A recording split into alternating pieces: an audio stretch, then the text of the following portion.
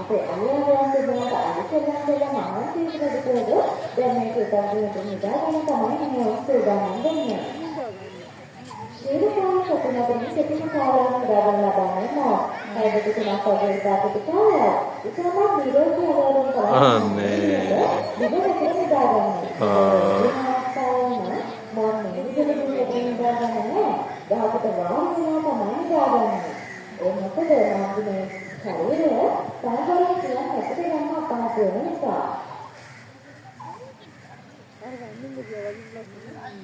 ඉතින් බලන්න අපේ මේ මාධ්‍යවේද සමාජිකාව අනිත් අය සමාජිකාවන් හදාගෙනදී අර අපෝරේට ආරක්ෂා පිළිගන්න ගන්නදී අනේ කියන්නේ රංගෝෂණ ජීවිතන සත්‍යපතාසය මන්දනේ වංශය මාත්‍ය මූලික වෙනවා මේ වගේ හැසිරී ඉරියව් ප්‍රධානික පරතරේ ඉන්න අලුතින් මේ දම්වලක්වත් දාලා නැහැ ඊගනේ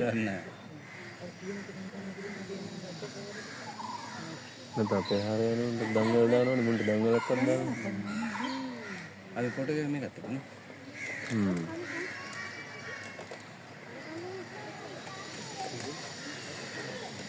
අපි දැන් අහකට